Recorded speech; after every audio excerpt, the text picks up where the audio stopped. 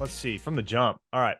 So I played 4 years at Northwood University. It was my only Division II offer. I had one Division I visit, and that was to go catch at Youngstown State down in Ohio.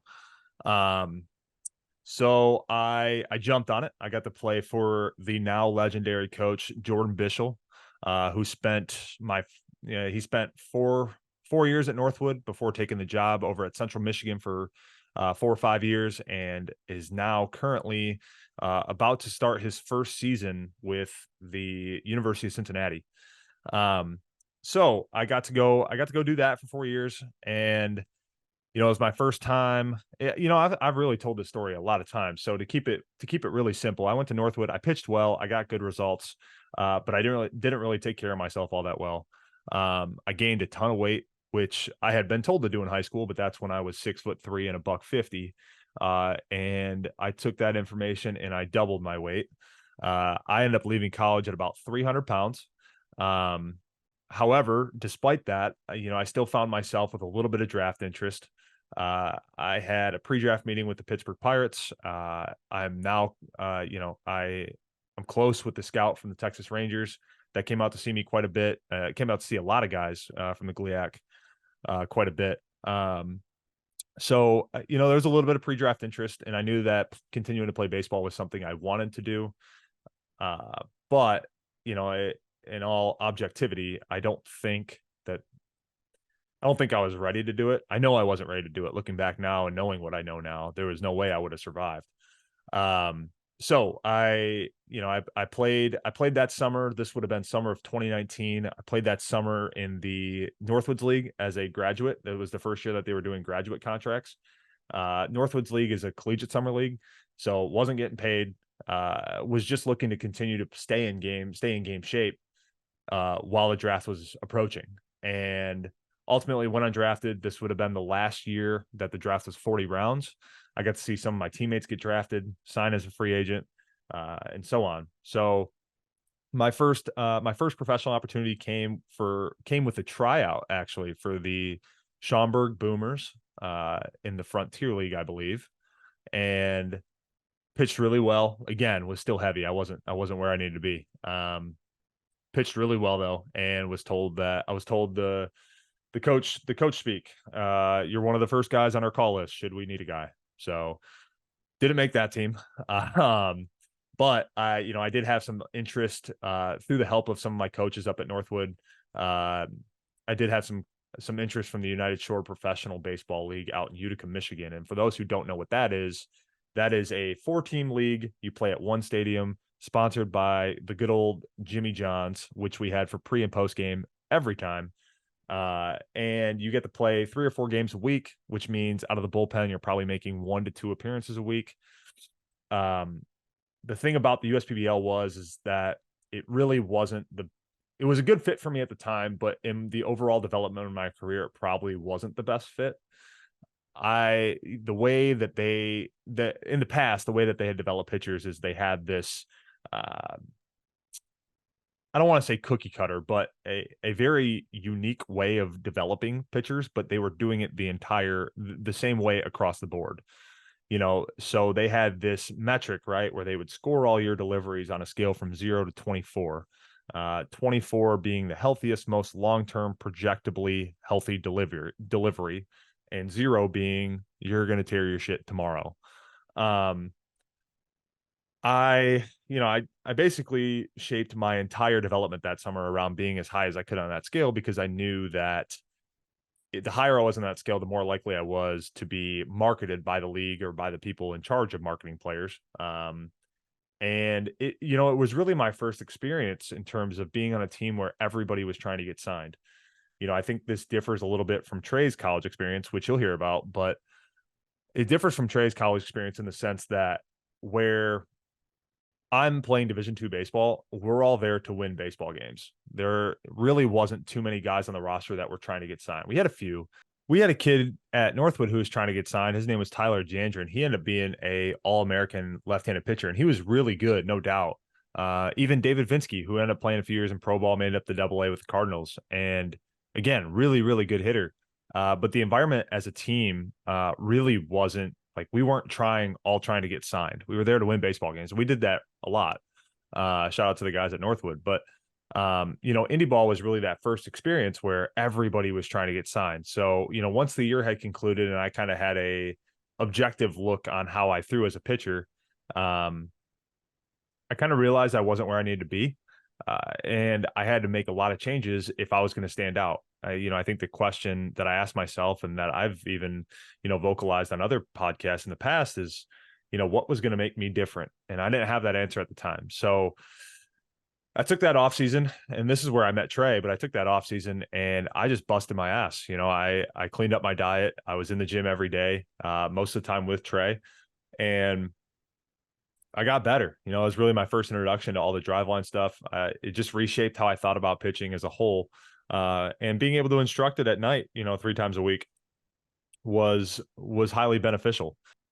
For me, what I'd like to hear more about you is like just the trials and tribulations of once you got in the system. You know what I mean? Like once your foot's in the door, everything you've done before that means nothing. Yeah, you might have been a really good player in college, but in pro ball, it's completely different. So if you want to elaborate kind of on like your own take with, your road being a COVID guy during the wave of releasing COVID when it was extremely hard to even just get into affiliate baseball. Yeah.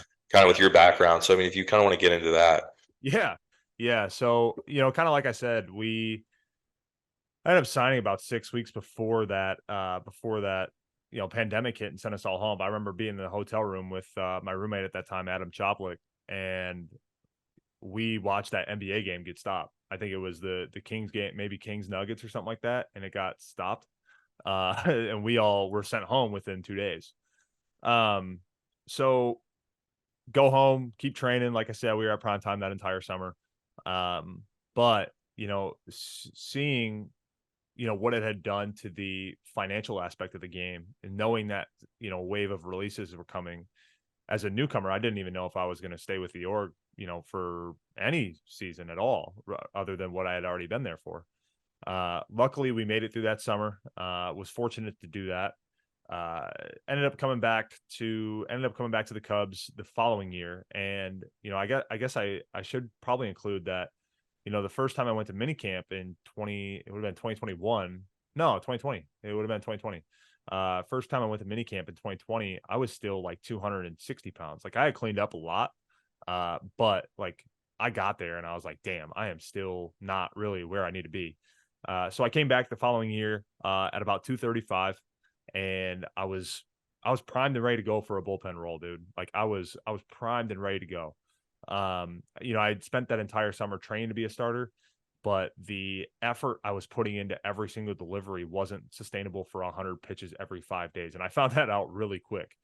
So I came into that camp, and probably the easiest part of that camp was that I didn't know anybody. So I didn't really care about anybody yet other than the people that had signed me, right? I didn't have any friendships with guys. I didn't know anybody yet, personally. I didn't know anybody personally. I'd only known them for like 3 weeks. So, that was the easiest part for me was I didn't know anybody. So I was just there to do my thing. And that's exactly what I did, man. For that entire camp, I was like 96 or 99, pounding the strike zone. I was showing out, dude. I was showing out. My goal walking in was to make a full season affiliate team, and I ended up skipping low A. Granted, there were some injuries and whatnot just due to missing the entire season and guys coming back, ramping up too quickly and whatnot. There were some injuries that definitely benefited me, but I made that high A team out of camp, and I fully believe that I earned that too. So I went to high A and I became a starter there. And I quickly, like I said, realized that I wasn't going to be able to sustain what I had trained for already. So throughout the course of that summer, I was about 94, 96, and I still had a pretty good year. We had our ups and downs, but ended up winning pitcher of the month in August, which was really cool. First year coming away with a pitcher of the month. I thought that was really cool.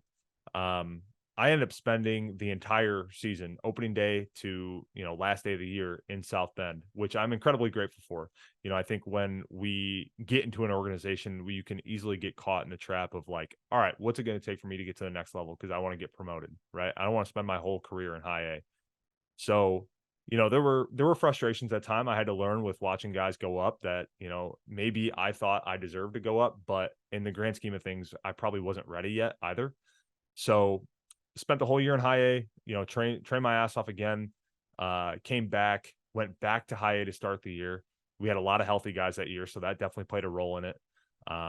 Went back to high A, and then about 7 weeks in, maybe 8, I remember talking to my now fiance, and my agent, like, pissed because I wanted to go up. I was still in that mindset of like, damn, what is it going to take for me to get out of this place? Even though I loved playing in South Bend, I loved everybody in South Bend. I loved playing for the managers I got to play for. I loved my teammates there.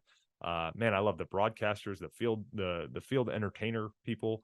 I loved it, but I wanted to get promoted. And I remember, I came home for an off day and I was like, damn, what is it going to take? And then I got a text from two of my buddies, Nick Padilla, who's now in the big leagues for the White Sox, and Chris Clark, who's now in AAA for us, that they had gotten promoted. And I was like, geez, like what? I was just beyond frustrated. And little did I know that my call was coming 2 hours later. And I got the chance to go to AA. Now, my stint in AA was a bit hectic. I went up my first start. I sprained my right ankle, and I didn't tell anybody about it. I didn't want to.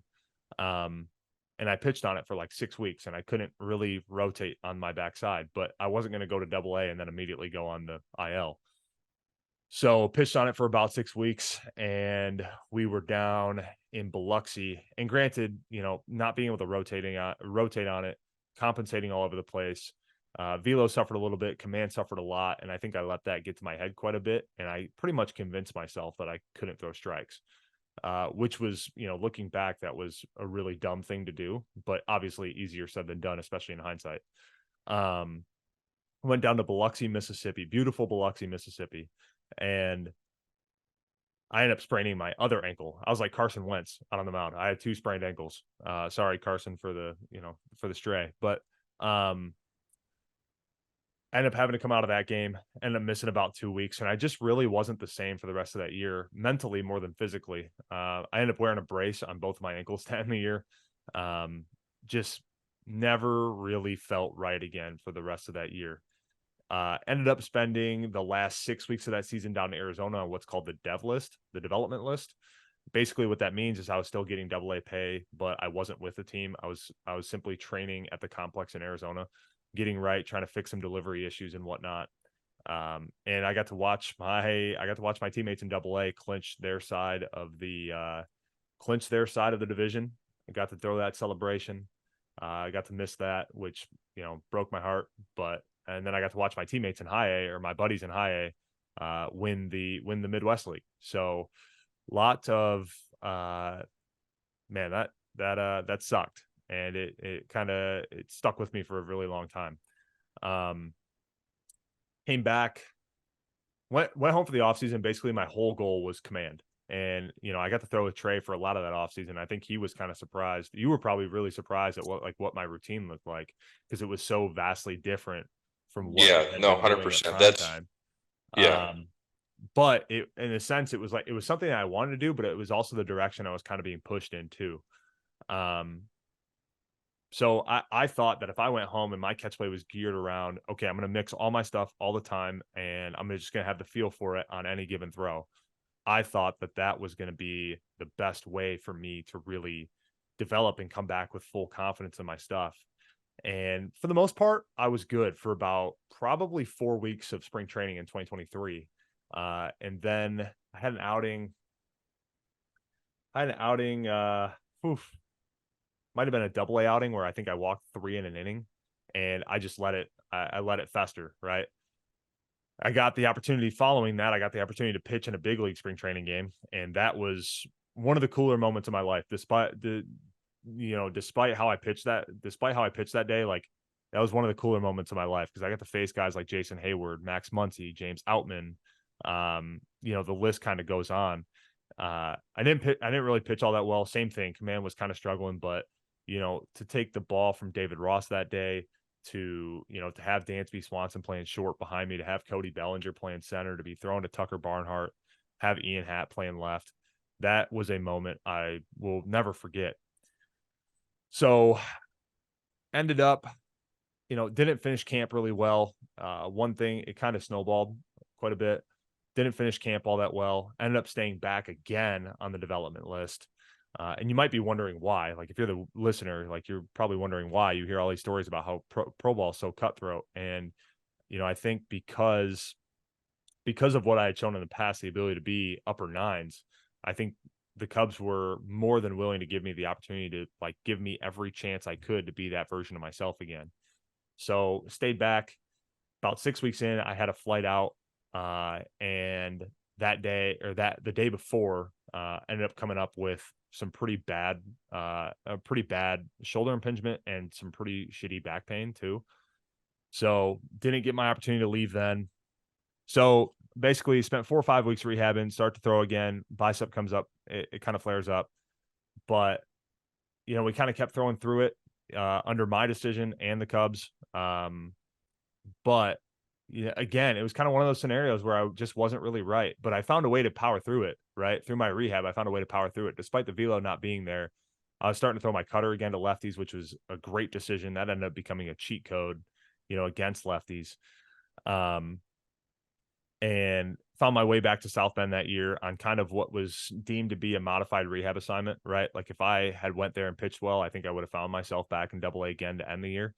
And to be honest, man, I just ran out of time because towards the end of the year, it finally cleaned up. With your help, it finally cleaned up, and I was back up to like 94, 96 again. Was feeling myself, like I was commanding the ball well for the most part. I still had my flare ups, but was commanding the ball well, and just kind of ran out of time on the year. So now we kind of sit at a point where I'm as motivated as I've ever been to still throw the ball hard. And, we've been doing a lot of good stuff this winter, and I think I'm in a good spot to go back to camp next year.